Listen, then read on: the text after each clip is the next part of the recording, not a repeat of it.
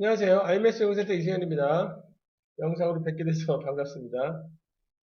저희 센터의 이러한 내용들이 관련 업무를 보시는 분들에게 유익하게 사용될 수 있기를 바랍니다.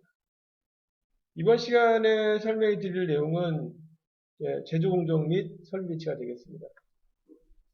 슬라이드를 보시면서 관련 내용들을 보시겠습니다. 첫 번째 목차는 제조 공정의 종류가 되겠습니다.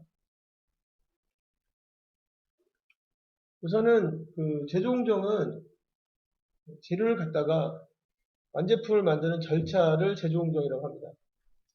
통상 제조 공정은 두 가지 종류가 있습니다. 첫 번째가 있습니다. 첫 번째가 대량 생산을 위한 공정이 있습니다. 대량 생산.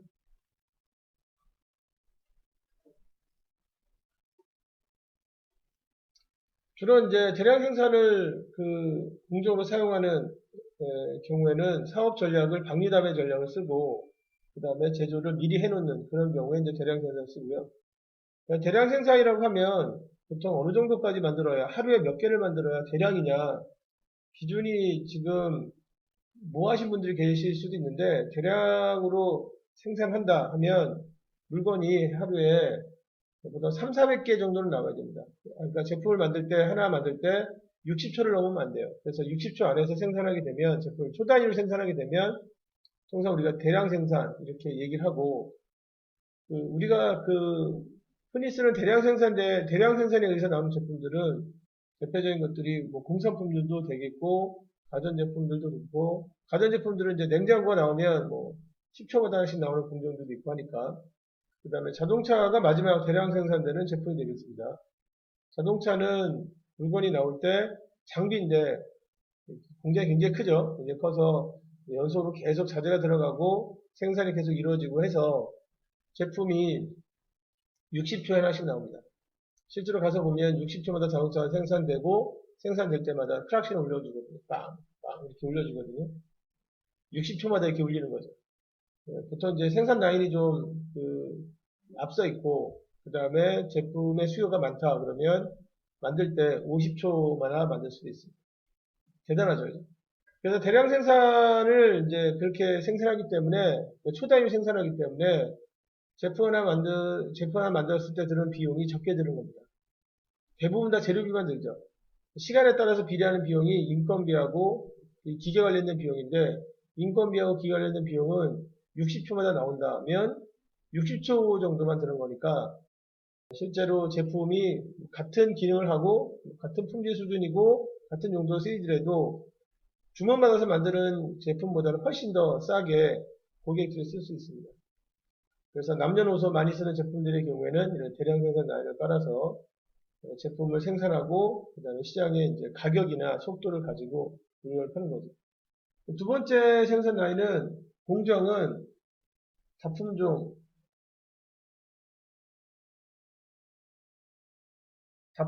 생산이 있습니다.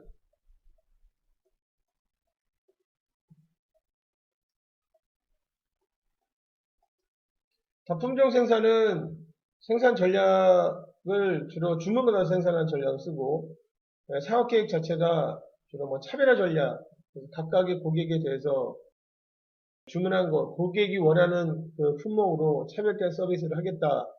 차별화 전략을 쓰는 사업 전략에서 많이 사용하는 게 다품종 생산입니다. 여기에 맞게 제조 공정이 세팅이 되어 있죠. 다품종 생산을 한다면 주로 얼마 정도까지 만들어야 다품종 생산인가? 고객 주문이 어떤 게 들어가더라도 다 처리할 수 있을 정도의 제조 역량을 갖추고 있어야 되고, 그러려면은 보통 뭐 어떤 특정한 제품군에 대해서 주문 생산을 하더라도 한 5, 6만 가지 정도 처리할 수 있는 역량이 된다. 그래야 이제 고객이 와서 우리가 어느 업종인데 이런 거 만들 수 있겠느냐, 50개 만들어 줄 수 있겠느냐, 100개 만들어 줄 수 있겠느냐, 이런 쪽에 규격으로 만들 수 있겠느냐, 크게 하겠느냐, 작게 하겠느냐 하더라도 5, 6만 가지 정도가 처리가 될 수 있는 역량이 돼야 할 수 있다. 우리는 이런 절차를 가지고 있다. 이런 기계를 가지고 있다. 답을 할 수 있죠. 그래야 주문이 들어오죠. 그래서 다품종 생산의 경우에 시장에서 경쟁력을 확보하려면 우리는 품종은 좀 약간 제한되어 있는데 싸게 만든다. 그러면 고객 주문이 들어오지 않습니다. 고객 주문을 받으려면 어떠한 종류의 주문이라도 잘 처리할 수 있는 설계 능력이 있어서 고객 주문이 들어오면 저희는 이러이러한 쪽에 기계가 준비가 되어 있고 그리고 그 기계를 통해서 제품을 만들면 당신들 잘 갈 수 있고 경험도 많고 그리고 또 좀 뭐 예를 들어 빨리 만들어준다 그러면 경쟁력이 있겠죠. 그래서 실제로 제조 공정을 보면 크게 보면 두 가지 공정이 있습니다. 대량 생산을 위한 공정이 있고 그 다음에 다품종 생산을 위한 공정이 있고 두 가지가 있는데 나중에 이제 다시 이렇게 나눠보면 한 5가지가 되거든요. 5가지를 가지고 설명해 드리도록 하겠습니다. 그 다음에 두 번째 주제가 설비 배치인데 설비 배치는 키워드가 이제 설비죠, 설비. 설비를 배치한다는 건 레이아웃이니까 어떤 식으로 배열할 것이냐, 설비에 대한 배열을 얘기하는 거고 제조 공정에 따라서 배열하는 게 다릅니다. 만약에 다품종 생산이다 그러면 특정한 작업을 할 수 있는 작업장을 이렇게 배열을 해주고요. 대량 생산이다 그러면 여러분들 TV에서 많이 볼 수 있는 게 이제 대량 생산 공정인데 제품을 만드는 순서대로 기계를 쫙 배열해줍니다. 그래서 자재가 계속 투입되고 기계는 계속 돌고 계속 돌게 돼서 이제 나오는 제품이 이제 보이게 되고 이렇게 이제 나오게 돼 있죠. 그래서 설비 배치는 제조 공정을 어떤 걸 쓰느냐에 따라서 결정되고 다품종 생산 같은 경우에는 설비가 모여서 생산을 하는데 설비도 범용 설비를 씁니다. 어떤 주문이 들어올지 모르기 때문에 범용 설비를 가지고 있다가 고객 주문이 들어오면 세팅을 해서 준비를 해서 작업 준비를 해서 세팅을 해서 그 다음에 거기에 맞게 생산을 한 다음에 다시 풀고 이렇게 해서 이제 범용 기계를 쓰죠. 그러다 보니까 범용 기계 이렇게 비싸진 않거든요. 중요한 건 이제 그 범용 기계를 가지고 다룰 수 있는 사람들이 얼마큼 역량이 있느냐 없느냐 이런 게 이제 중요하죠. 그래서 투자할 때 투자비가 많이 들진 않습니다. 작게 시작할 수 있죠. 그러다가 이제 점점 주문 처리하는 범위가 넓어지면 거기에 맞게 작업장을 이제 확장하는 그런 개념을 쓰면 되는데 대량 생산의 경우에는 만약에 자동차를 만든다 그러면 거기에 사용되는 기계들은 다 전용 기계여야 됩니다. 자재가 들어가면 바로 거기에 맞는 작업을 하고 넘기고 작업해서 넘기고 그렇기 때문에 특수한 기계들이 많이 사용되죠. 그래서 사실은 공장에 가서 보면 공장 자체는 복잡하지 않는데 이제 설비 배치는 뭐 일자로 돼 있어요. 그래서 일자로 쫙 돼서 그냥 쭉 흐르게 이렇게 돼 있는데 공장은 복잡하지 않는데 그 공장에서 쓰는 기계가 별나죠. 굉장히 별난 기계들이 많이 사용되죠. 그래서 아 이런 기계도 있구나. 그리고 이제 그런 생각도 하게 됩니다. 이런 기계를 만드는 회사가 어딜까? 주로 이제 이렇게 기계들 옆에 회사 브랜드가 있으니까 그 브랜드를 가지고 추적해 보면 인터넷으로 이제 찾으면 금방 나오잖아요.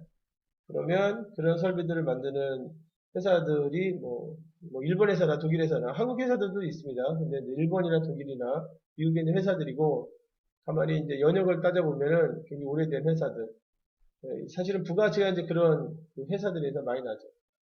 여간에 그 설비가 다릅니다. 그리고 생각을 해보세요. 자동차에 들어가는 부품이 아무리 모듈로 업체들이 다 부품을 가져온다 하더라도 자동차에 들어가는 그 모듈들이 굉장히 많은데 모듈들이 많은 제품을 초단위로 만든다.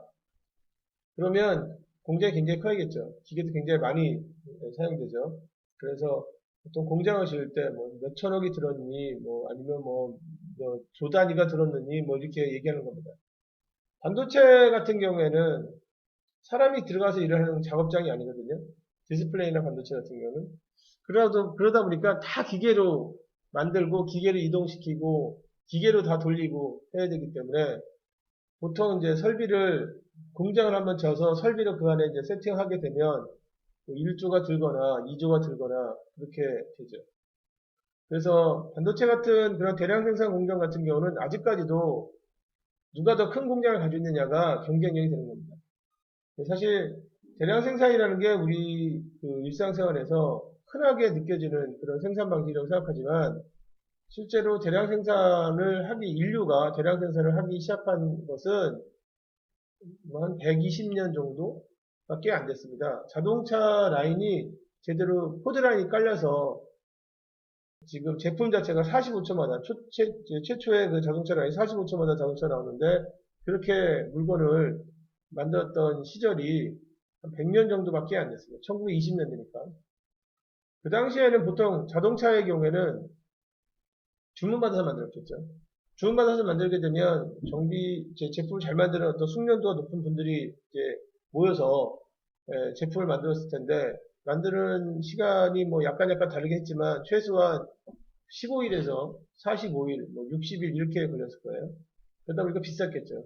그만큼 이제 재료비가 동일하더라도 인건비나 시설을 사용하는 비용이 이제 많이 드니까. 근데 그렇게 생산하던 자동차를 어느 회사에서 포드라는 회사에서 60초마다 나온다, 뭐 40초마다 나온다, 아니면 50초마다 나온다. 정말 그때 사람들은 정말 많이 놀랐을 거예요. 아, 이런 세상이 오다니 이렇게 놀랐을 거예요. 자동차 한대가 얼마냐 그러면 자동차 한대가 기존 자동차의 반의 반값밖에 안 된다라든가 뭐 30%밖에 안 된다 그러면 우와 그러면 앞으로는 뭐 이 도로를 다 깔고 세상이 완전히 바뀌는 거죠. 그러니까 물건을 만드는 방식 자체가 근본적으로 이제 바뀌게 되는 게 대량 생산이고 그런 대량 생산 체계를 우리가 산업혁명이라고 부르죠. 그래서 산업혁명 시기가 되면서 대량 생산 방식이 나왔기 때문에 대량 생산이라는 게 지금은 흔하지만 나온 지가 1년, 100년 정도밖에 안 됐습니다. 그런 그 방식이에요. 그래서 이제 대량 생산의 경우가 좀 독특한 방식이긴 한데 역시 이제 누가 더 자본력이 있어서 전용 기계를 잘 사서 전용 기계를 가지고 공장을 세팅하느냐 이게 경쟁력이 되는 거죠. 누가 더 큰 공장을 가지고 있으면 그 큰 공장을 가지고 있는 쪽으로 시장이 이제 몰리게 되어 있으니까 더 싸게 만들고 하니까 얘기가 좀 길었네요, 그죠? 제주공정의 목차는 제주공정의 종류 첫 번째가 두 번째는 설비 배치가 되겠습니다. 다시 이제 내용들을 한번 살펴보도록 하겠습니다. 여기 잠깐 치우고요.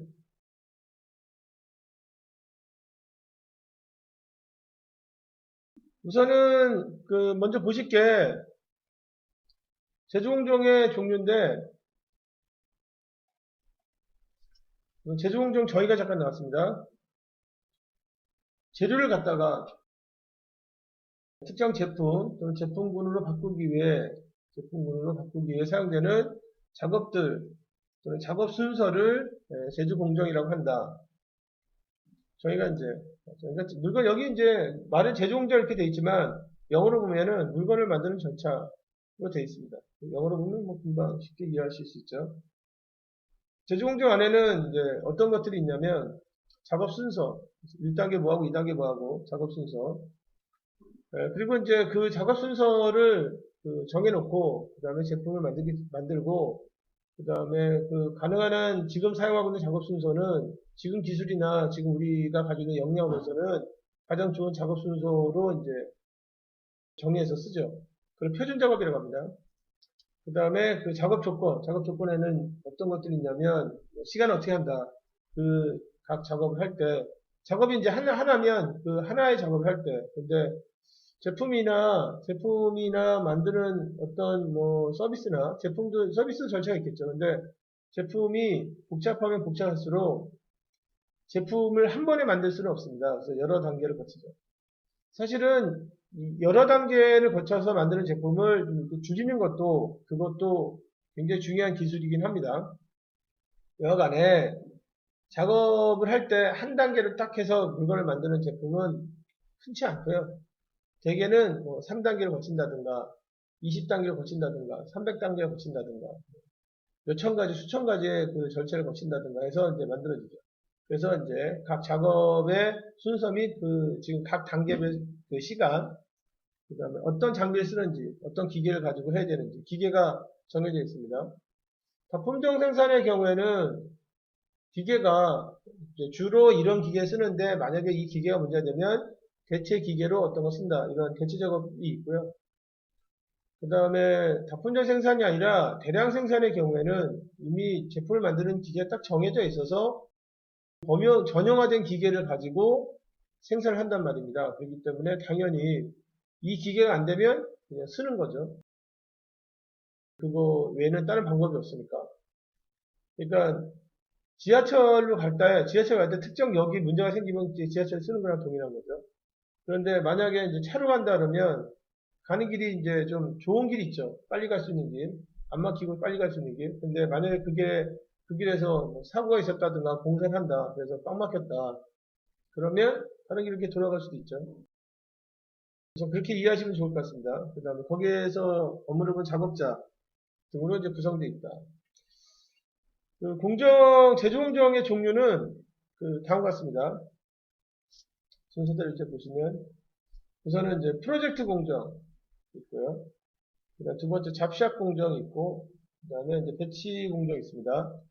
세 가지 공정이 있는데, 이 세 가지 공정은 다 다품종 생산에 적합한 공정입니다. 당연히 이제 다품종 생산 공정이기 때문에 주문을 받아서 만들겠죠. 그리고 주문을 받으면 작업 순서가 나오겠죠. 주문을 받기 전에는 안 나옵니다. 고객이 주문을 하면서, 나는 크게 만들어주고, 이런 기능을 넣어주고, 이런 재료를 가지고 해주고, 여기는 뭐, 이제, 이 기능의 수준이 얼마 이상 돼야 된다. 이렇게 이야기를 하기 때문에 주문을 받아야, 이제 이 주문에 대해서 우리가 처리하려면 어떻게 가야겠다. 이런 게 나오죠. 그런 이제 그 주문들을 잘 처리할 수 있는 역량을 갖추고 있으면, 어떤 주문들을 잘 처리할 수 있는 역량을 잘 갖추고 있으면, 설계 역량, 그 다음에 제조 작업장 역량이 있으면, 그리고 이제 그걸 좀 가능한 경쟁자보다 빨리 해주면 인기가 있겠죠. 인기가 있다는 거는 고객 중에 자주 들어온다. 뭐 그렇게 이해하시면 되겠습니다. 그래서 주문이 들어와야 그 다음에 제조 공정이 나옵니다. 세 가지가 나눠져 있는데 우선은 보통 이제 주문을 받으면 여러분들이 어떤 업무에 대해서 주문을 받는다고 생각하셔도 되고 뭐 요리를 지금은 뭐 다 요리를 다 조금씩은 다 집에서 하시잖아요. 근데 이제 요리를 할 때 이 어떤 요리를 하자 아니면 어떤 요리를 해달라고 요청을 받으면 그게 이제 주문이겠죠. 요청을 받으면 제일 먼저 생각하는 게 순서예요, 순서. 이제 그게 제조 공정인데 만약에 만들려고 하는 게 A1, 2, 3이다. 그러면 A1, 2, 3에 대해서 50개를 만들어야 된다. 50개를 만들어야 된다. 그러면 이제 이거에 대해서 생산을 해봤던 회사나 아니면 생산 능력 있는 회사들은 순서를 정하죠. 이거를 1단계 뭘 하고, 1단계 뭐 하고, 1단계 끝난 다음에 우리는 2단계로 하고, 그 다음에 이거를 3단계 하고, 제품 만드시겠네. 그리고 그 1단계는 작업 내용이 이러이러한 작업이에요. 뭐 이런 작업이고, 2단계는 이런 작업이고, 그 다음에 3단계는 이제 이런 작업이에요. 그래서 이런 작업을 해서 이제 만들면 되겠네. 그리고 1단계 작업은 웍센터 100번 작업장에서 하고, 2단계 작업은 웍센터 300번 작업에서 하고, 그 다음에 이거 웍센터 3단계 작업은 지금 뭐 200번에서 하고, 그리고 해보니까 이제 50개를 만들어 달라고 한다 이거죠. 그래서 50개를 만들어 달라고 하는데, 첫 번째 작업에서 걸리는 시간은 이틀 걸려요. 시간을 보니까. 제조 공정 안에는 이제 시간이나, 그다음 이런 것들이 있기 때문에 시간을 계산할 수 있죠. 그래서 이틀 걸려요. 그 다음에 3단계는 3일 걸려요. 2단계죠. 그 다음에 3단계는 이틀 걸려요. 그래서 총 며칠 걸리냐면 7일 걸려요. 7일. 그래서 여기 있는 이제 절차가 나오고, 그 다음에 관련된 작업장도 나오고, 그리고 리드 타임은 이제 얼마 나오냐면 7일 나와요. 7일. 그러면 고객한테 얘기하겠죠. 그래서 언제까지 필요하냐? 그래서 2월 며칠까지 필요하다. 뭐 3월 며칠까지 필요하다. 그래서 보통 이제 주문이 들어오면은 수량도 들어오고 이제 납기라는 게 들어옵니다. 납기. 그래서 납기는 뭐 100일까지 해달라. 그러면 거기에 맞춰서 각 작업마다 1단계, 2단계, 3단계마다 이틀, 3일, 뭐 이틀 이렇게 걸리는 게 나오고 작업장이 나오니까 지금 100일까지 해달라고 하면 그 100일에 맞춰가지고 이제 스케줄 잡죠. 스케줄. 그래서 3단계 작업은 보통 이제 언제 하냐면 뭐 98일부터 99일까지 하고 그 다음에 2단계 작업은 그러니까 이제 거꾸로 가죠. 보통은 이제 납기에 맞춰가지고 이렇게 거꾸로 가서 이제 일정을 정해줘요. 그래가지고 하고 그 다음에 여기는 3일 걸리니까 뭐 보통 94일부터 5일, 6일 그래서 이제 96일까지 하고 그 다음에 첫 번째 작업 100번 작업장이 하는데 첫 번째 작업은 이틀 걸리니까 90일부터 91일까지 하고 이제 그 사이에 이제 빈틈 같은 거는 뭐 다른 작업을 하다가 이렇게 하겠죠. 그래서 보통 일반적으로 주문을 받으면 주문 자체에 대해서 우선 뭘 정하냐면 순서를 정하고, 그게 제조 공정이에요. 순서를 정하고, 그걸 이제 어느 작업장에서 할 것인지 작업장을 정하고, 그 다음에 그 작업장에서 시간을 정한 다음에, 그 다음에 일정을 이렇게 짜죠. 일정 짠 다음에 그 일정에 맞춰서 이제 진행을 해서 가능한 한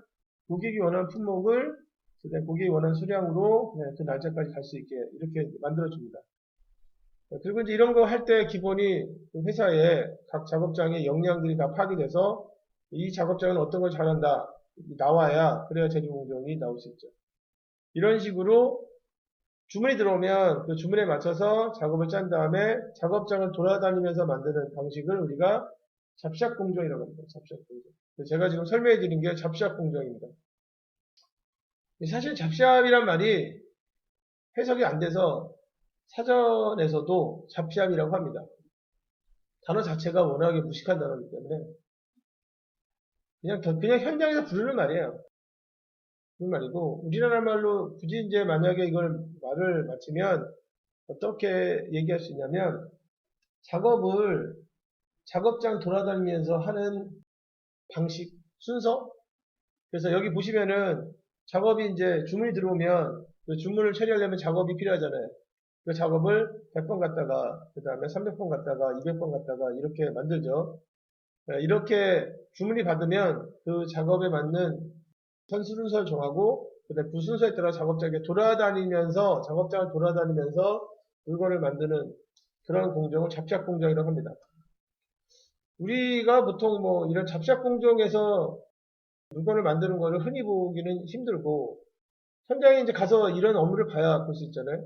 근데 일반적으로 이제 우리가 흔히 잡샵하고 동일하게 받는 건 서비스를 따지면은 보통 관공서에서 어떤 건지 신청하고 그다음에 받고 뭐 이런 것들이 잡샵이에요. 그래서 신청하는 곳하고 그다음에 창구가 나눠져 있어요. 보통 만약에 뭐 내가 운전면허 같은 걸 갱신한다.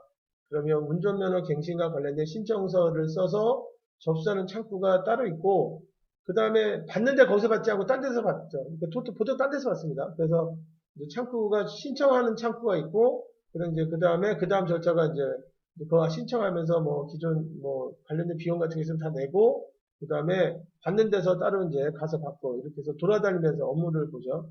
그렇게 하게 되면 서비스를 잡샵 방식으로 서비스를 받고 있는 거라고 이해하시면 되겠어요. 제품을 만들 때도 우선은 이제 주문을 기다렸다가 주문이 들어오면 그 다음에 그 주문의 특성에 따라서 순서를 정하고 그다음에 그 순서에 맞춰서 작업장을 돌아다니면서 물건을 만들면 잡샵이라고 합니다. 이해가 이제 쉽죠? 잡샵. 그 다음에 두 번째가 이제 보실게요. 잡샵을 지우겠습니다.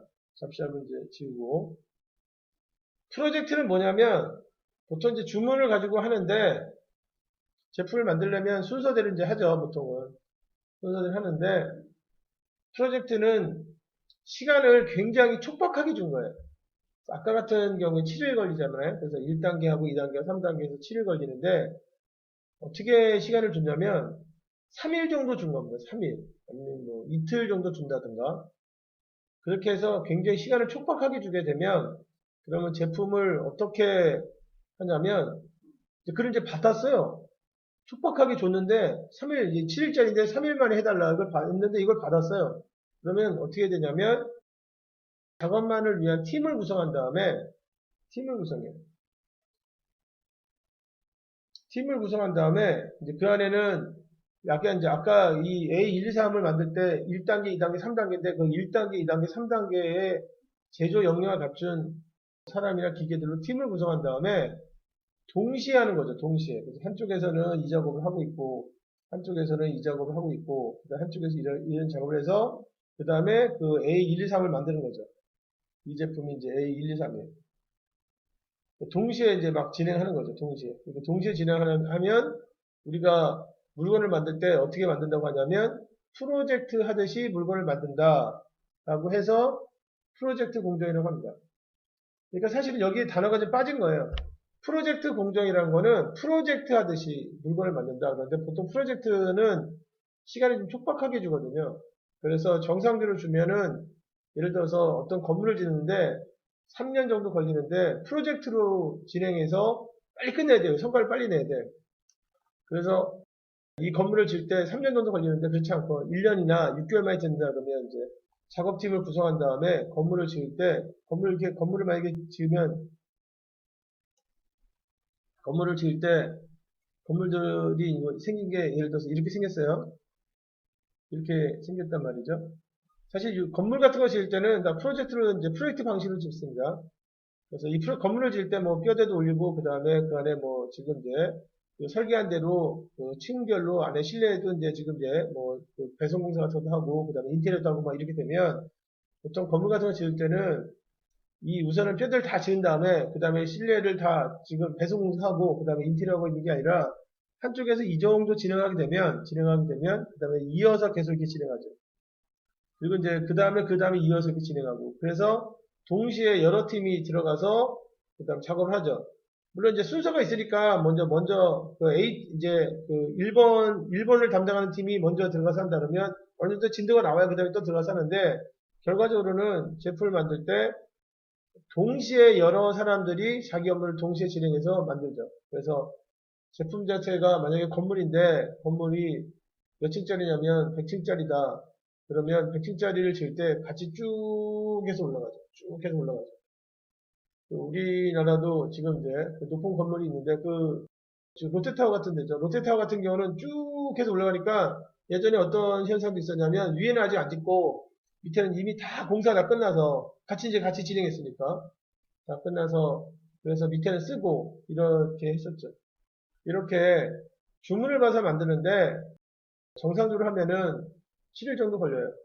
그런데 시간을 굉장히 촉박하게 줘서 그래서 팀을 구성한 다음에 한쪽에서 이 일을 하고 있고 어느 정도 진도가 좀 나오면 그다음 다음에 있는 담당자가 이어서 하고 계속 이제 붙어서 하는 거죠. 그 다음에 한번 이렇게 해서 가능한 한 빨리 끝날 수 있게 그렇게 주문 처리를 하는 작업 방식을 프로젝트 하듯이 물건을 만든다라고 해서 프로젝트 공정이라고 부릅니다. 차이는 이제 아시겠죠?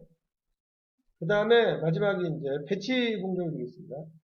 배치 공정인데 배치 공정과 관련돼서도 좀 오해를 좀 하시는 분들이 있어서 간단하게 설명드리면 여기 잠깐 지우겠습니다. 우리가 보통 그 주문을 받아서 만드는데 주문이 이제 A1, 2, 3이 있습니다. 1, 2, 3이 있는데 A1, 2, 3은 이제 1단계가 이런 작업을 해야 되고 우리 회사는 그 다음에 2단계를 하고 그 다음에 3단계를 해서 이제 물건을 만들어요.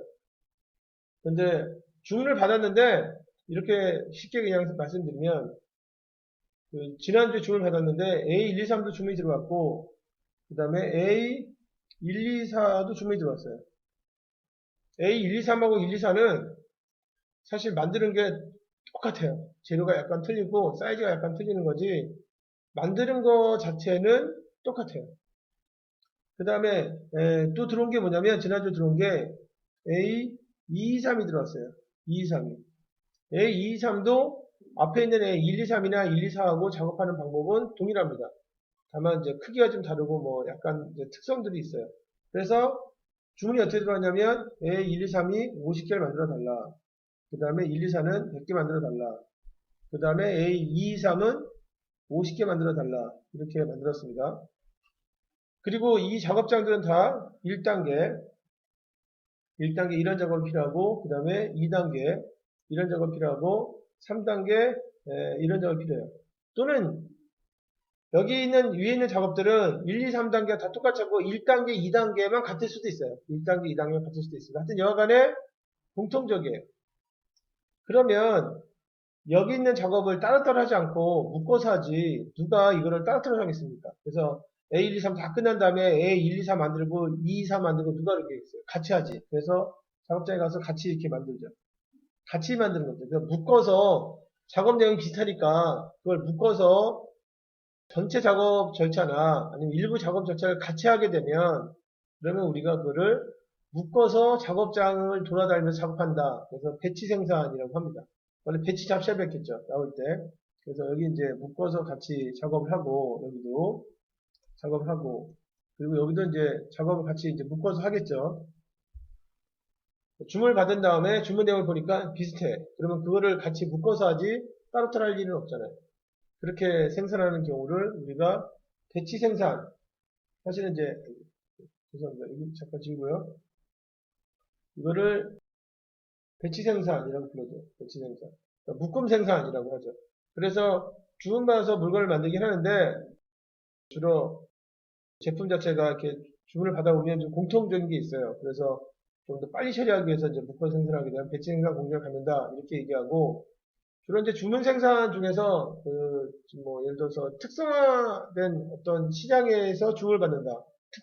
특정 시장에서 뭐 자동차 부품을 만드는데 자동차 부품에 대해서 주문을 받는데 주로 우리가 만드는 자동차 부품은 정말 많은 자동차 부품이 아니라 자동차 부품 중에서 또 특정하게 사용되는 뭐 지금 이제 캡만 만든다라든가 기어만 만든다라든가 아니면 자동차에 들어간 대시보드만 만든다든가 이렇게 돼서 주문 생산으로 진행을 하긴 하는데 만드는 제품 자체가 지금 이렇게 약간 제한되어 있어요. 우리가 이제 집중화 전략 또는 뭐 특성화 전략을 쓴다고 하는데 비즈니스 전략 자체를 주문을 받긴 받는데 되게 이제 특정 제품 분야에 대해서만 주문을 받는 그런 경우에는 어떻게 될 수 있냐면 이렇게 주문을 받다 보면은 주문 내용은 다른데 규격도 약간 다른데 사실 작업자 입장에서 보면 거의 내용이 동일하거든요. 그렇게 되면 이거를 묶어서 생산하지 누가 따로 하겠습니까? 그래서 이럴 경우는 이제 우리가 배치 생산 이렇게 부릅니다. 그래서 우선은 이해하실 때 여기 세 가지 프로젝트 생산, 잡시작, 배치는 주문을 받아서 물건을 만든다. 그래서 주문을 받기 전에는 당연히 제조 순서가 제조 공정이 나오지 않겠죠. 그리고 기본적인 이제 그 공정은 주문을 받으면 잡시작으로 생각하시면 되겠죠. 여기 보실 때 이거를 잡시작으로 생각하시면 되겠죠. 그래서 1단계, 2단계, 3단계 나오는데 시간이 굉장히 촉박하다. 그러면 동시에 진행하는 공정을 쓸 수 있습니다. 그런 게 프로젝트 공정이고요. 통상 그 프로젝트 공정으로 항상 주문을 받으면 프로젝트를 만드는 그런 제품이 시간이 오래 걸리는 제품들 있잖아요. 건물이라든가 그 다음에 배를 만든다거나 아니면 아주 굉장히 복잡한 뭐 지금 장비를 만든다거나 이런 것들은 다 프로젝트로 만듭니다. 그냥 하게 되면 뭐 100년, 200년 걸리거든요. 그렇기 때문에 지금 이제 제품을 만들 때 동시에 할 수 있게 지금 일정을 짜서 만들죠. 산쪽에서 이제 어느 정도 진도가 나오면 이제 따라가서 계속 이제 붙어서 가는 방식으로. 그 다음에 이제 배치 같은 경우에는 아까도 말씀드렸지만 앞에 설명에서 말씀드렸지만 주문을 받다 보면 이건 굉장히 비슷해서 같이 해도 돼요. 물론 이제 같이 하면서 기계 세팅을 아예 안 할 수도 있지만 약간 기계 세팅만 하면 공통점이 많아서 같이 할 수 있습니다. 그러면 같이 하지 그거를 따로따로 할 필요가 없잖아요. 같이 하면 훨씬 더 빨리 나오고 그리고 그만큼 효율적이기 때문에 당연히 같이 할 수 있게 일정을 짜서 가겠죠. 세 가지가 이제 우선은 주문 생산할 때 사용하는 제조 공정이 되겠고요. 그 다음에 보시면은 이제 대량 생산하는 공정이 두 가지가 있습니다. 대량 생산 공정인데 대량 생산 공정 두 가지가 있는데 첫 번째 반복 생산, 연속 생산 이렇게 되어 있고요. 대량 생산은 앞에도 말씀드렸지만 우선은 이제 제품을 정해요. 우리는 뭐 냉장고만 만든다. 우리는 정수기만 만든다. 뭐 우리는 뭐 자동차만 만든다. 딱 정해요. 그리고 얘네들은 주문 생산하지 않습니다. 기본적으로 얘네들이 생산할 때 중요한 정보는 이쪽은 중요한 정보가 고객으로부터 주문이거든요. 근데 이쪽은 대량 생산 같은 경우는 주문을 받아서 만드는 게 아니라 예측 생산합니다. 우리가 만드는 제품의 예상되는 수량이 어떻게 되느냐. 작년보다 10% 는 것 같다. 그러면 이제 뭐 이유가 이제 뭐 이런 이제 판매하는 곳이 더 생겨서 10% 늘 것 같다. 그러면 10%만큼 느는 걸 가지고 2000 뭐 몇 년도에 생산을 해주는 거예요. 그래서 그걸 뭐 작업하는 날짜가 예를 들어서 210일 정도 된다 그러면 1년 동안 생산할 거 210을 나눠서 그 다음에 매일 똑같이 좀 생산합니다. 그래서 생산할 때 주로 예측 정보를 가지고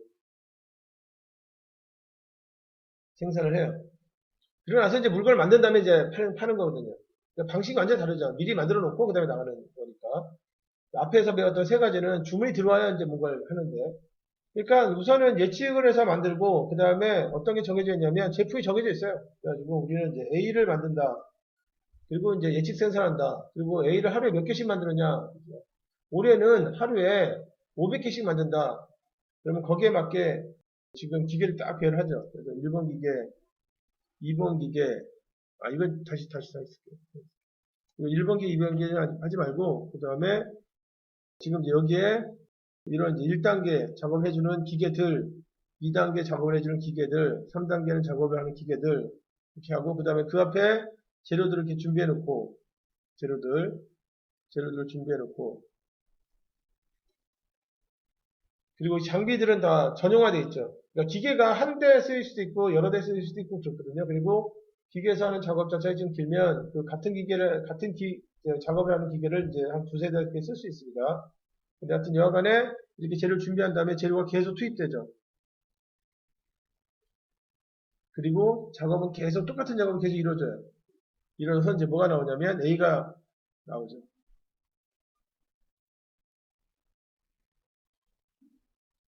보통 이제 이 A가 나오는 이 시간 간격을 우리가 뭐라고 하는 거냐면 택타임이라고 부릅니다. 독일식 발음을 하면 뭐 테크타임 이렇게 부르는데 택타임. 영어로 쓰게 되면은 이거를 이렇게 쓰기도 합니다. 이 시간이 얼마를 넘지 않냐면 60초를 넘지 않아요. 60초를 넘지 않아야 대량 생산이라 얘기할 수 있습니다. 물론 대량 생산되는 게 아까 말씀드렸듯이 자동차 말씀드렸는데 자동차도 아주 고가 자동차는 굳이 뭐 그렇게 할 필요가 없잖아요. 한 대 팔아서 남는 마진 자체가 일반 자동차의 두세 배 이렇게 된다 그러고 자동차 자체가 좀 독특한 기능들이 있어야 된다. 하나 만들면 보통 1억에서 한 2억, 3억 이렇게 팔린다. 그러면 그런 자동차 같은 경우는 물건이 하나 나올 때 한 5분, 6분 이 걸리죠. 그런데 통상 일반적으로 쓰는 자동차의 경우에는 60초를 넘지 않습니다. 제품 생산 라인에 가서 보면 자동차 이제 60초마다 이렇게 하나씩 나오죠. 그리고 그 60초를 우리가 택타임이라고 하죠. 그리고 이제 여기서부터 들어가서 여기까지 이 시간을 우리가 처리 시간이라고 해요. 처리 시간.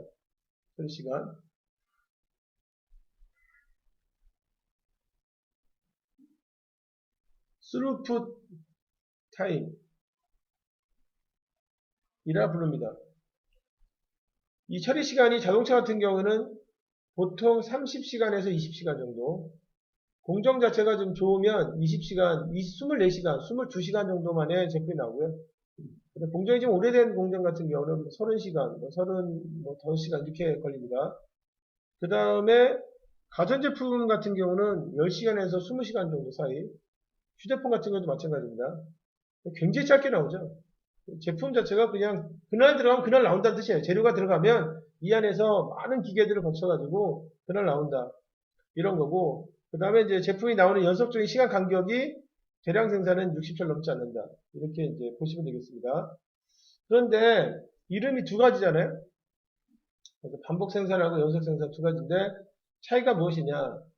반복 생산은 제품이 어떻게 나오냐면 딱딱 끊어져서 나와요. 제품의 특성상 주로 조립이나 가공이나 조립이 이루어지기 때문에 이루어지고 그 다음에 제품 자체가 딱딱 끊어져서 나옵니다.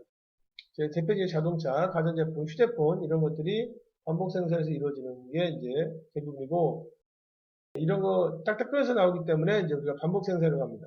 기계들은 계속 반복 제작을 하고요. 그 다음에 연속 생산은 제품이 연결돼서 나와요. 재료가 액체예요. 그래서 주로 하는 일이 가공이나 조립을 하는 게 아니라 액체의 경우에는 투입하고 막 섞어요. 그 다음에 가열하고 그 다음에 다시 또 재료가 들어가서 막 섞어요. 그 다음에 가열하고 우리 음식 만들듯이. 그래서 제품이 나오고 대표적인 게 뭐 음료수, 코카콜라 같은 음료수 생산 공정들.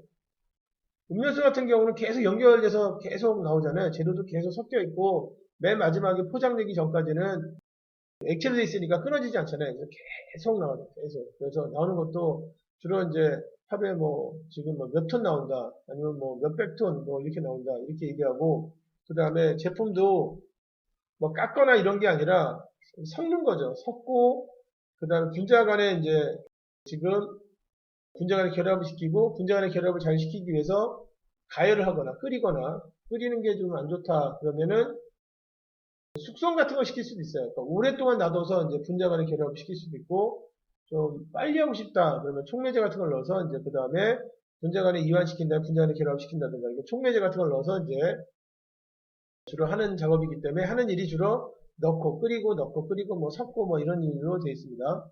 반면에 반복 생산은 주로 자르고 붙이고 이렇게 해서 제품이 만들어지죠. 재료도 딱딱 끊어집니다. 그래서 대량 생산하는 거는 두 가지가 있는데 우선 제품 자체가 자동차나 가전제품처럼 끊어서 나오고 주로 조립을 한다. 가공 및 조립을 한다. 그러면 반복 생산 공정이고요. 그리고 두 번째는 제품 자체가 액체 형태로 되어 있어서 끊어지지 않고 계속 연결돼서 나온다. 대표적인 음료수 생산 공정, 석유화학, 철강 이런 데들은 다 연결돼서 나오죠. 화학 공정들은 다 연결돼서 나옵니다. 예, 이렇게 연결돼서 나오는 공정을 연속 생산이라고 합니다.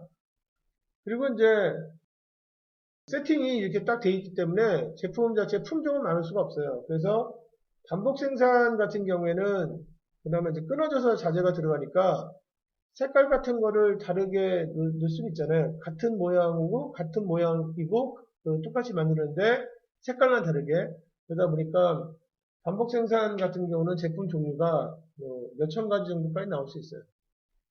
그러니까 냉장고가 똑같은 기능이고 가격도 다 동일한데 색깔만 약간 다르게 나오거나 뭐 약간 스타일이 다르거나 이렇게 해서 이제 하게 되면 뭐 몇천 가지 나올 수 있어요. 천 가지나 이천 가지 정도 나올 수 있어요. 반면에 연속 생산 같은 경우는 정말 재료를 써서 그 재료를 다 쓸 동안에는 같은 게 나와야 되잖아요. 그러다 보니까 연속 생산 공정 같은 경우는 품종이 훨씬 더 적고 특정 제품을 이제 많이 생산하죠. 그래서 대량 생산의 경우에는 수요칙을 가지고 생산하고요. 대량 생산의 경우는 이제 수요칙을 가지고 생산하고 생산하는 그 제품의 특성에 따라서 반복 생산 공정, 연속 생산 공정 이렇게 얘기하고 그 회사를 가서 보면 세팅은 다 이렇게 돼 있다. 전용화된 기계가 쫙 준비가 돼 있고 자재들이 앞에 쫙 돼 있고 거기에 맞춰서 기계는 계속 돌고 사람이 없을 경우에는 기계로만 1년 360을 계속 돌 수 있습니다. 그리고 이제 기계가 만약에 고장나게 되면 그 백업 기계 같은 게 준비가 돼서 그 다음에 바로 투입하고 이렇게 할 수도 있고 지금 여간에 이제 지금 전용화된 기계를 가지고 생산하는 방식이 반복 생산, 연속 생산 공정이 되겠습니다. 물건 자체가 워낙에 빨리 나오기 때문에 60초 안에서 만들어지기 때문에 가격 경쟁력이 있죠. 공정의 종류 5가지에 대해서 설명해 드렸습니다. 여기 지우고 특성을 한번 볼까요? 여기 좀 지울까요? 그 다음에 특성을 한번 보시겠습니다. 제조 공정의 특성을 한번 보도록 하겠습니다. 기준은 유연성하고요. 그 다음에 제조 단가가 되겠고요.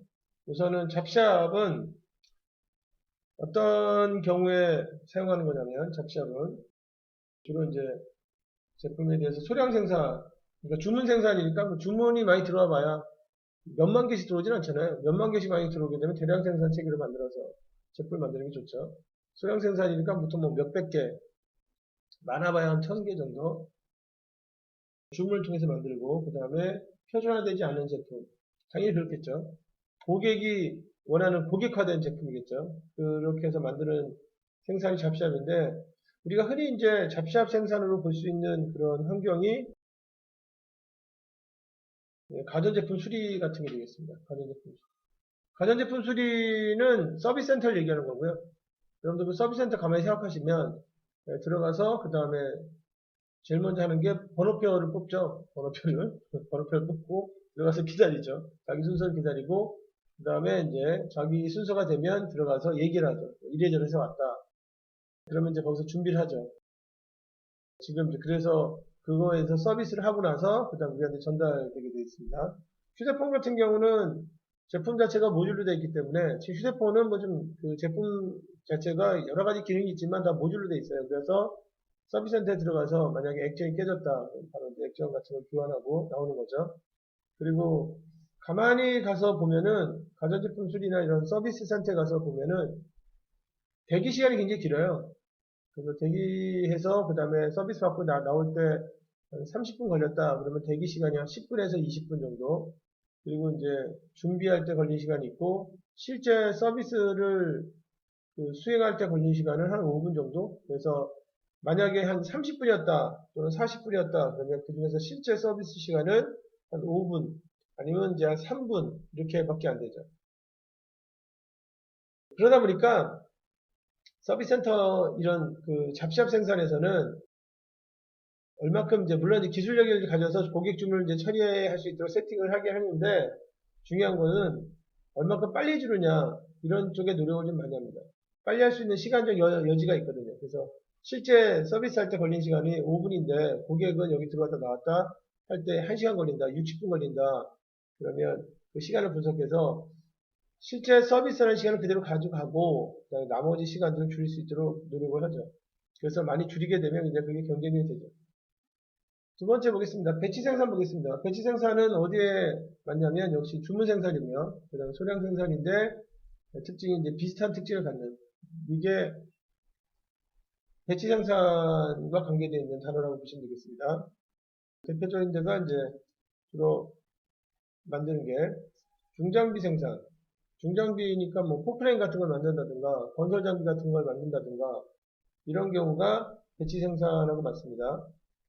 주로 이제 공통적인 부분들이 좀 있고 그 다음에 약간 특색이 다른 것들이 있기 때문에 이것들을 공통적인 부분들을 무시하고 그냥 개별적으로 생산하기보다는 주문을 받아서 같이 묶어서 하는 게 좋겠죠. 그 다음에 나오는 게 반복 생산인데 반복 생산은 우선 이제 특징이 이산적이라는 게 딱딱 끊어진 제품 자체가 딱딱 끊어져서 나오거든요.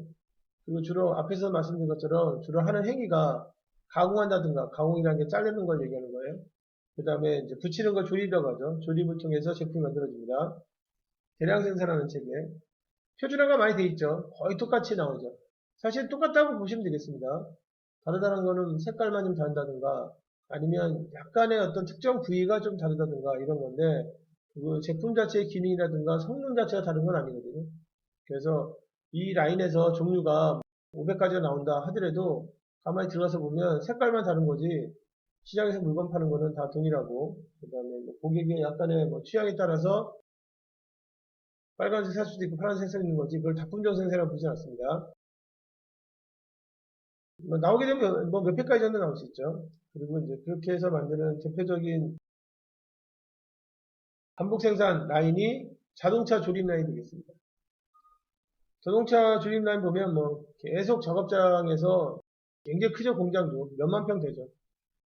작업장이 굉장히 크고 그 안에 들어가는 부품들이 많은데 그거를 60초나 만들려고 하면 얼마나 많은 기계들이 사용되겠습니까?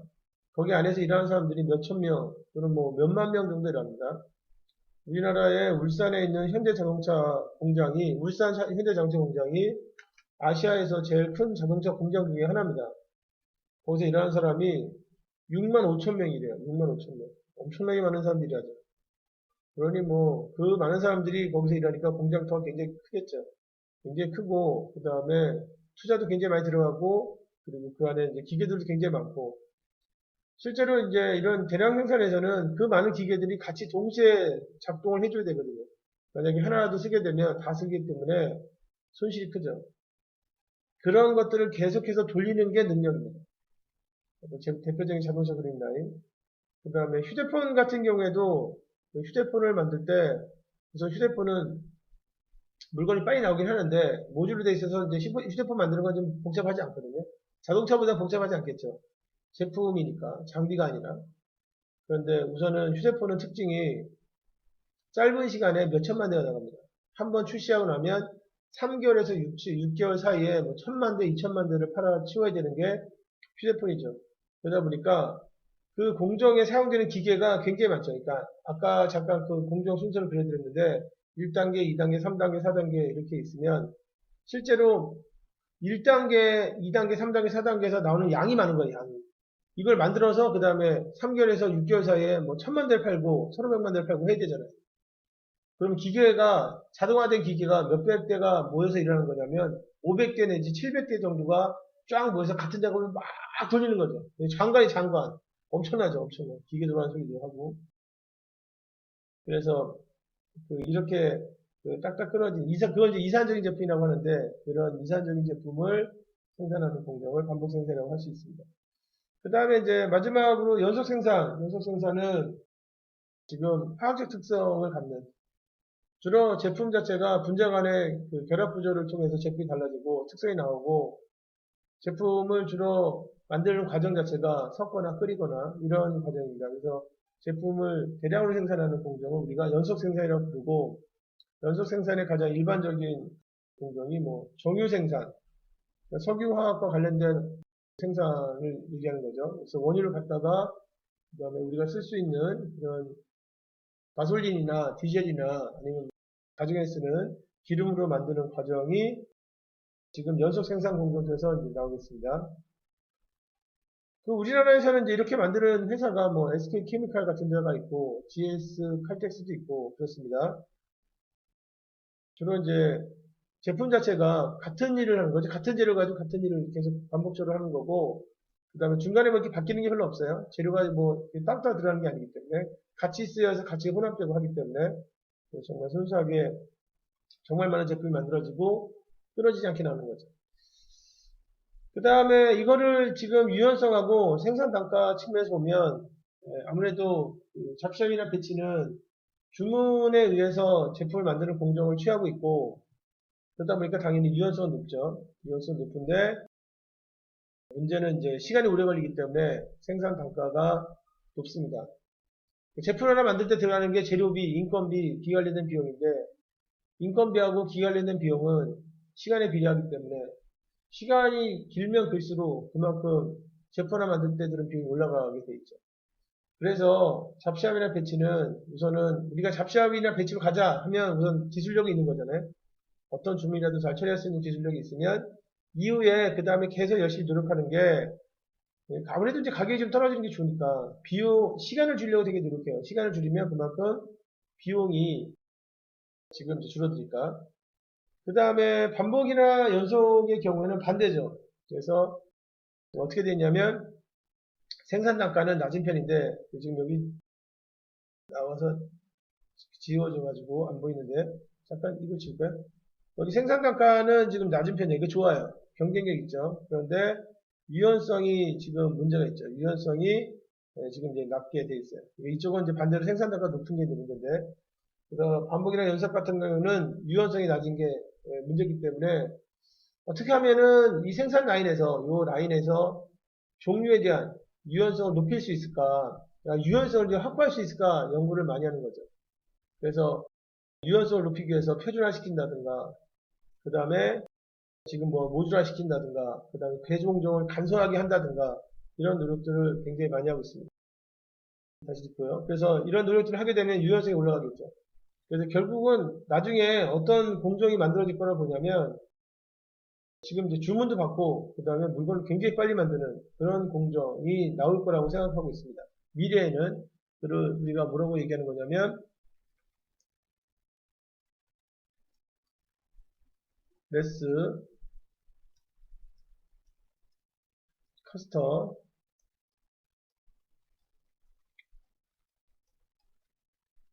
마이제이션. 그래서 주문받아서 물건을 만드는 대량 생산 공정. 이런 이제 공정이 나오지 않을까. 이게 이제 보고 있는 거죠. 이런 공정이 이제 나오는 시간은 앞으로 50년에서 50년에서 뭐 100년 사이? 너무 이게 넓은가? 한 50년 정도 후에는 나오지 않을까? 이렇게 생각하고, 주로 이제 이렇게 생산을 하면, 어떤 것들이 있어야 되냐면, 주문은 고객부터 직접 받고, 받은 거에 대해서 자동으로 작업 절차가 만들어지고, 자동으로 비용이 만들어진 다음에, 거기에 맞게 기계 세팅이 이루어져서 생산을 쭉 해주는 그런 이제 공정의 능력이 필요하겠죠. 그런 공정을 부를 때 사람들이 이제 뭐라고 부르는 거냐면, 스마트 팩토리라고 부릅니다.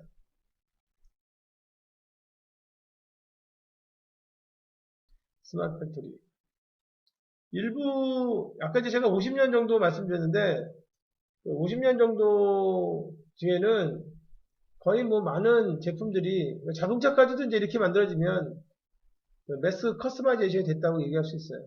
지금 일부 제품들은, 아주 간단한 제품들은 주문 정보에 맞춰서, 그 다음에 소량으로, 뭐 보통 500개, 1000개, 5000개 정도로 소량으로 그 다음에 주문 정보에 맞춰서 이제 제품이 생산되는 그런 공정들을 공정이 등장을 하고 있습니다. 그런데 전체 산업에 대해서 확산되고, 그 다음에 그게 그 기업의 경쟁력까지 되려면 시간이 좀 필요하긴 하겠죠.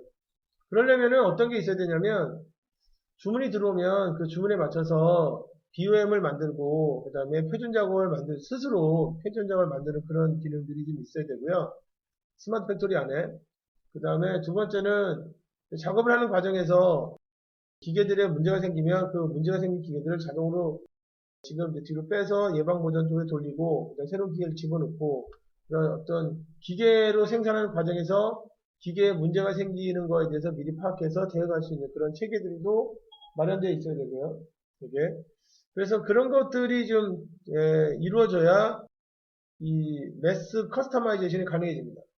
그리고 이제 그런 기능을 해주는 프로그램을 우리가 이제 뭐라고 하는 거냐면 AI라고 하죠.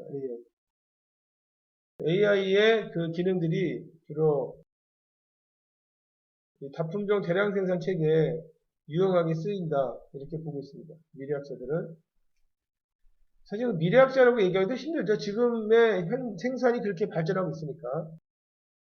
우리가 곧 만날 수 있는 그런 생산 방식인데, 아직까지는 이렇게 이런 좀 진화된 방식이 아니라 굉장히 나눠져 있어요. 그래서 다품종 생산에 적합한 제조공정, 두 가지. 아까 프로젝트까지 해서 세 가지죠. 그 다음에 대량 생산에 적합한 제조공정, 그리고 이제 반복 생산이나 연속 생산의 그 대표적인 공정들이 이제 이렇게 보이고, 그 다음에 잡샤임이나 배치 같은 경우에 이제 대표적인 공정들이 이제 이렇게 잠깐 설명해 드렸습니다. 우리가 보통 공장을 잘 모르더라도 TV에서 자동차를 만들거나 석유학은 잘 모르지만 자동차를 많이 보시잖아요. 뭐 기계가 로봇가 가서 막 용접하고 막 이렇게 이제 보시잖아요. 그래서 대량 생산과 관련돼서는 뭐 지금 좀 흔히 좀 공장에 대해서 본다 하면 이제 볼 수 있는 공정인데 주로 이제 주문 생산 공정들은 잘 못 보거든요. 그런데 주문 생산 같은 경우는 여러분들 서비스 센터 같은 것을 생각하면서 상상하시면 될 것 같습니다. 공정에 대해 설명을 좀 드렸고요. 다음의 주제를 가지고 볼까요? 지우고.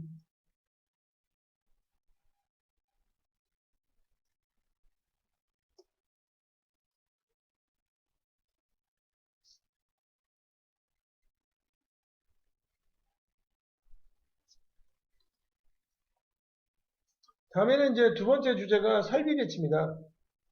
설비 배치는 제조 공정이 나오면 그 다음에 기계를 이제 어떤 식으로 배치할 것이냐 이와 관련된 내용이 설비 배치고요. 네 종류가 있습니다. 네 종류가. 근데 첫 번째 그 배치가 고정형 설비 배치가 있습니다. 고정형 설비 배치는 우선은 제품 자체가 너무 커서 옮기기가 힘들 때 사용하는 게 고정형 설비 배치고요.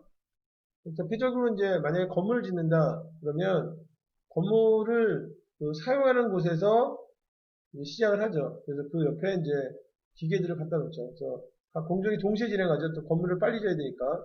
그래서 여기 이제 기계들이 이렇게 준비가 돼 있고, 그 다음에 여기도 이제 기계들이 준비가 돼 있고, 여기가 이제 이렇게 준비해서, 그 다음에 제품을 이제 같이 만들죠. 이렇게 만드는 게 지금 굉장히 큰 거니까 건물일 수도 있고, 그 다음에 배 같은 거일 수도 있고, 또는 뭐 복잡한 장비 같은 거일 수도 있고 그렇습니다. 그래서 그 쓰는 데다가 설비를 두고 그 다음에 이제 제품을 만들어요. 그래서 제품이 다 완성되잖아요. 제품이 이제 정확하게 다 완성이 되면 그러면 설비를 철거하죠. 이게 이제 여기 있는 것들은 이렇게 철거하죠. 그래서 그냥 쓰는 데다가 두 개 이렇게 이제 만드는 게 고정형 설비 배치가 되겠습니다. 그러니까 고정형 설비 배치는 별도로 뭐 이제 공장이라는 개념이 있는 게 아니죠. 제품 자체가 크니까 그 쓰는 데다가 이제 설비를 뒀다가 그 다음에 제품을 다 만들어서 이제 지금 이제 빼는 이런 방식을 쓰고 있죠. 그런 거고요. 이해하기 편하시죠? 그 다음에 두 번째가 공정중심 설비배치가 있습니다. 공정중심 설비배치는 설비들이 어떻게 되어 있냐면 기능에 따라서 모여 있어요. 그래서 공장이 이렇게 있으면 공장에 뭐 자재 창고 있고 완전품 창고 있다고 이제 가정하겠습니다. 그 다음에 이제 공장에 이제 공정이 웍센터 100번, 그래서 뭐 웍센터 100번에서 주로 하는 일이 뭐 자르는 것만 한다. 그래서 이제 자르는 기능을 가지고 있는 기계들이 이렇게 모여있고, 그 다음에 여기가 이제 웍센터 200번. 그러면 웍센터 200번은 주로 이제 뭐 어떤 뭐 붙이는 걸 한다. 그럼 붙이는 거 관련된 기계들이 준비가 되어 있고, 그 다음에 여기가 이제 웍센터 300번. 웍센터 300번 주로 하는 게 뭐냐면 검사 같은 걸 해요. 그래서 검사를 한다. 그리고 이제 그 작업에 대해서 주문받는 형태가 이제 가능하죠. 그래서 주문에 따라서 예를 들어서 어떤 주문은 지금 이제 100만 갖다가 이렇게 나가는 주문도 있고, 어떤 주문은 지금 이제 100 갖다가 200 갖다가 이렇게 나가는 주문도 있고, 어떤 주문은 100 갖다가 200 갖다가 300 갖다가 이렇게 나가는 것도 있고, 이렇게 다양하게 이렇게 이제 물건을 만들면 이 기능 중심으로 세팅을 하게 되면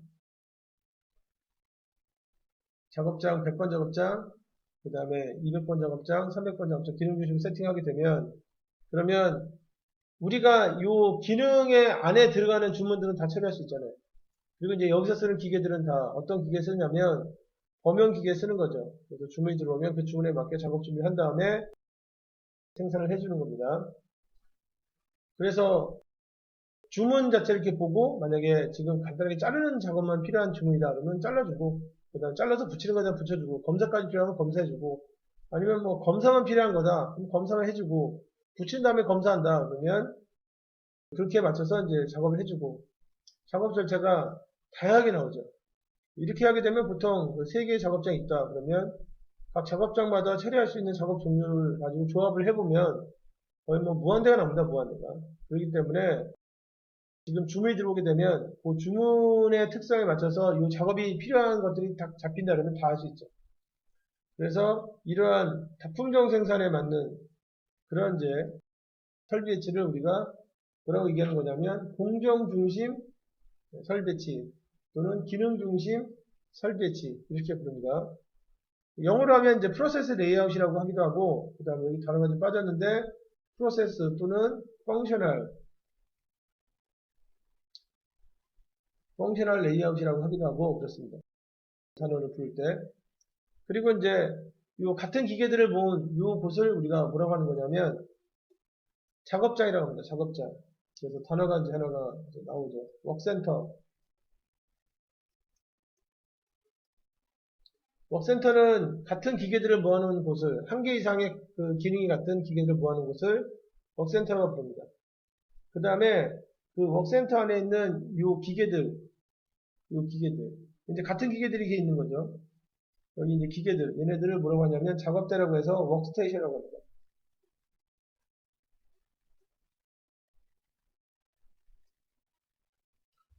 그래서 웍센터는 그 한 개 이상의 웍스테이션이 모여있는 곳이 웍센터가 되겠습니다. 그래서 우리가 우리나라 말로 부를 때는 작업장, 작업대 뭐 이렇게 부르죠. 한 개 이상의 작업대로 구성되어 있는. 그 작업대에는 기계로만 되어 있을 수도 있고 사람으로만 되어 있을 수도 있고, 또는 사람과 기계가 이제 같이 있어서 주문이 들어오면 사람이 기계에 대해 세팅을 해서 작업을 할 수도 있고 그렇게 되어 있습니다. 이렇게 다품종 생산에 맞게 세팅되어 있는 게 공정 중심 설비 배치가 되겠습니다. 그 다음에 여기 지우고요. 세 번째 설비 배치가 제품 중심 설비 배치입니다. 제품 중심 설비 배치. 그래서 여기는 이제 대량 생산에 맞게 해주는 건데요. 제품 중심 설비 배치는 특정 제품에 맞게 기계를 준비해 주죠. 그래서 라인이 깔려 있고, 우리나라 같은 경우는 이제 땅값이 비싸니까 일자로 할 수도 있고 뭐 이렇게 니은자 같은 걸로 할 수도 있고, 그래도 결국 이제 일자죠. 형태가 이게 쭉 흘러가는 거니까. 그래서 지금 아니면 뭐 이제 위에서 이렇게 아래로 갈 수도 있고 이렇게 갈 수도 있는데, 그래서 뭐 상류 하류 이렇게 부르죠. 상류 하류 부르는데, 흔히 이제 우리가 얘기할 때는 아무래도 왼쪽에서 오른쪽으로 가서 표현하는 게 편하니까. 그리고 이제 여기에 이제 기계들이 이렇게 준비가 되어 있죠.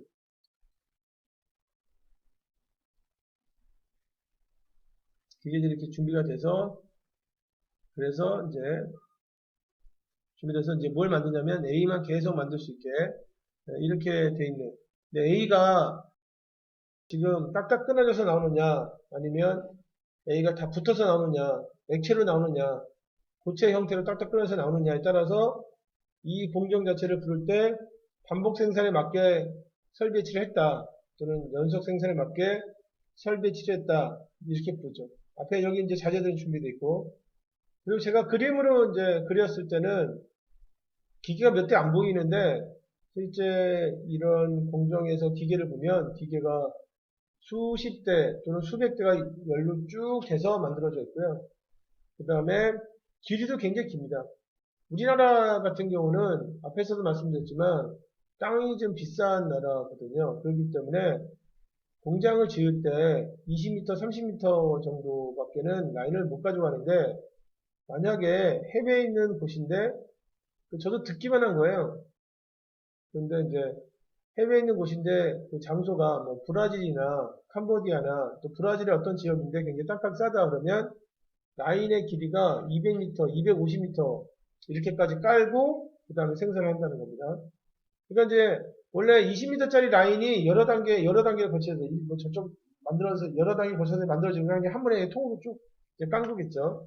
그렇게 해서 이제 가는 거고, 이렇게 공장이 지금 만들어져 있을 경우에는 가장 중요한 기술 중에 하나가 뭐냐면 여기에 있는 기계들이 쓰지 않게 하는 기술이 굉장히 중요합니다.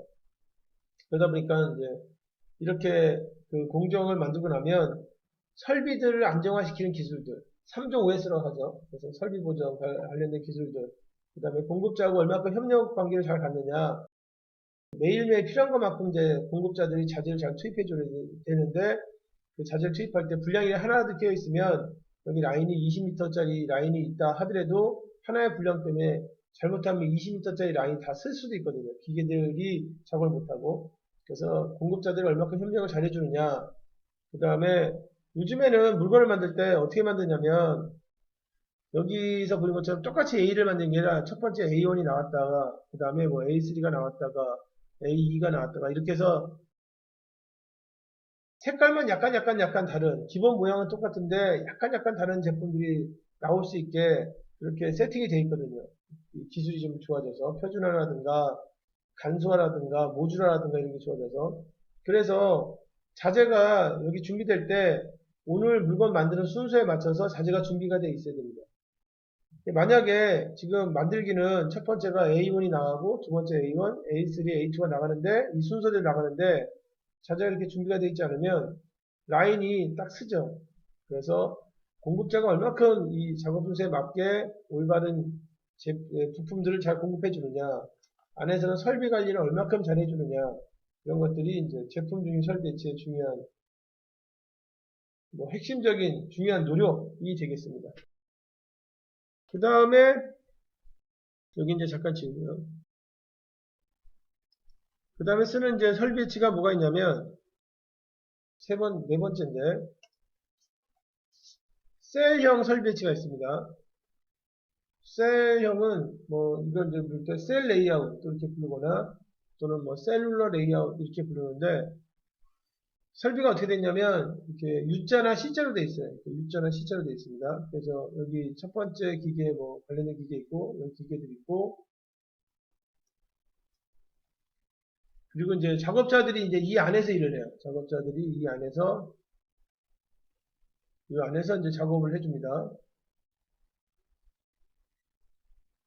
이렇게 하게 되면 제품을 만들 때 어떻게 만들 수 있냐면 다음과 같이 만들 수 있습니다. 제품을 만들 때 셀을 이런 식으로 이렇게 만들어주면 제품을 만들 때 이렇게 다 필요한 작업은 그게 이제 만약에 A1이다 그러면 A1도 이렇게 만들 수 있고, 그 다음에 A2는 이렇게 필요하다 그러면 이렇게 해서도 제품을 만들 수 있어요.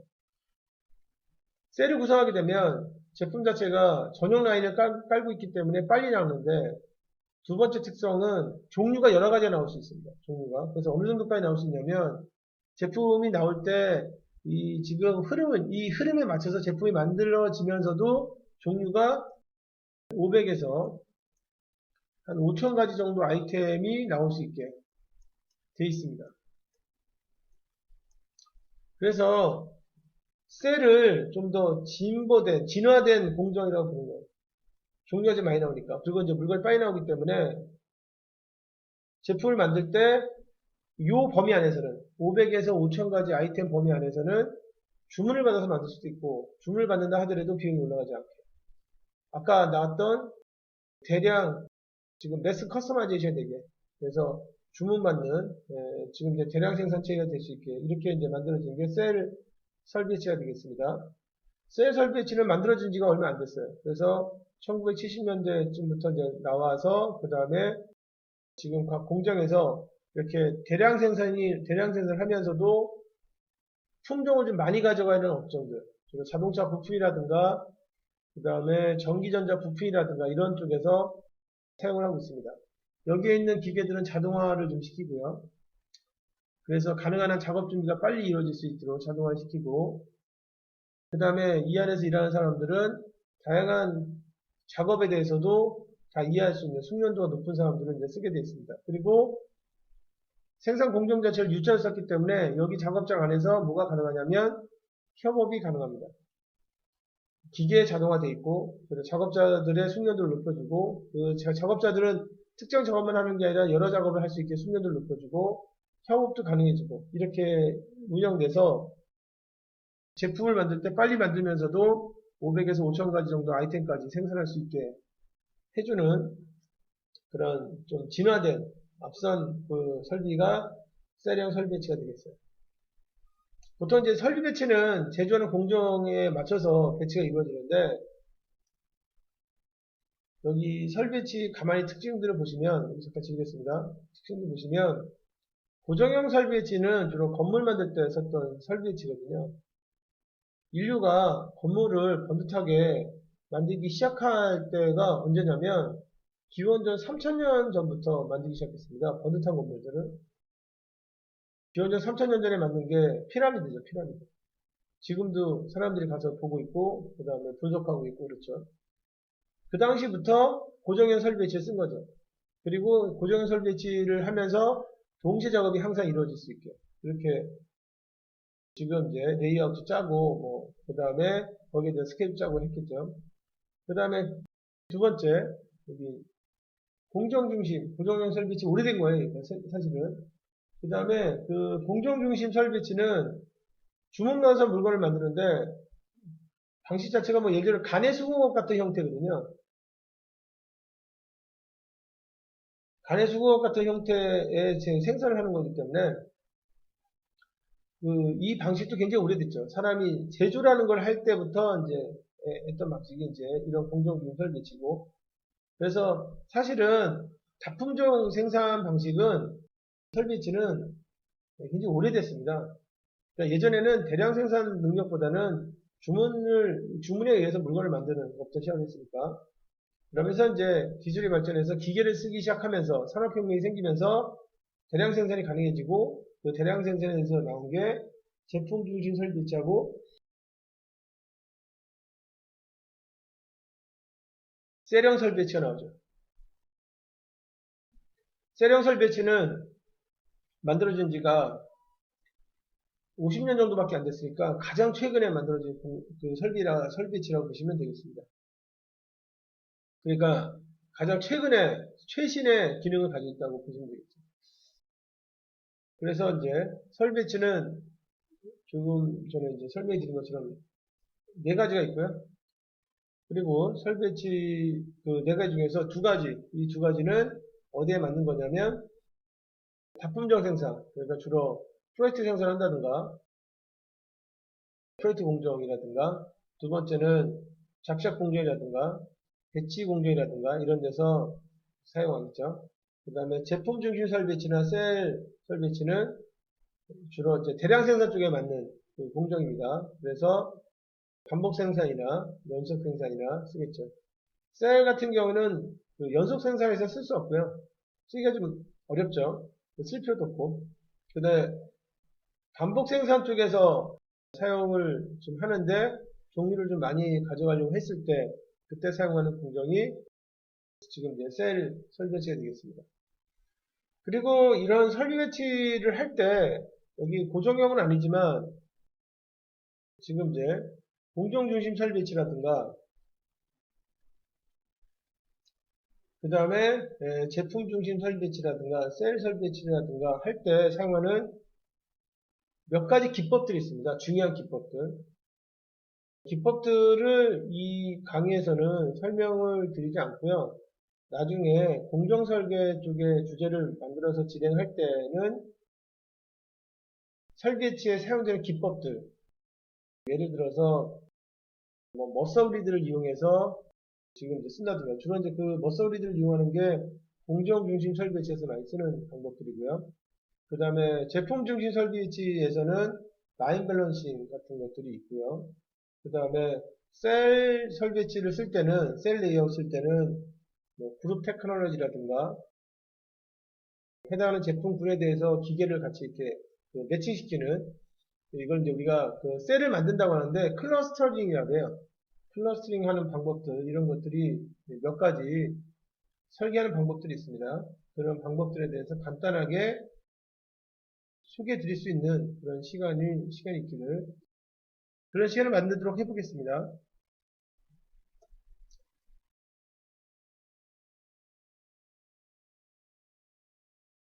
그래서 이번 시간에는 제가 여러분들께 제조공정하고 그 다음에 설비배치에 대해서 설명을 드렸습니다.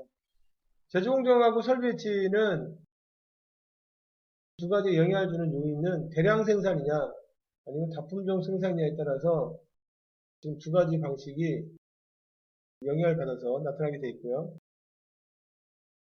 실제 이 생산 방식에 따라서 표준 효과를 계산하는 것들이 이제 달라지고, 생산 통제하는 방법도 달라지고, 그리고 생산을 할 때 일정을 정하는 방법들도 달라집니다. 그래서 기본적으로 알고 계셔야 될, 생산과 관련된 업무를 보시거나 아니면 구매 쪽에 뭐 업체를 선정하거나 업체를 관리하시는 분들이 기본적으로 알고 계셔야 될 상식 같은 거라고 이제 보시면 되겠습니다. 이번 시간에는 제조공정 및 설계에 대해서 설명을 드렸고, 관련된 업무를 보시는 분들에게 유용하게 사용될 수 있기를 바랍니다. 시청해 주셔서 감사드립니다. 마치도록 하겠습니다.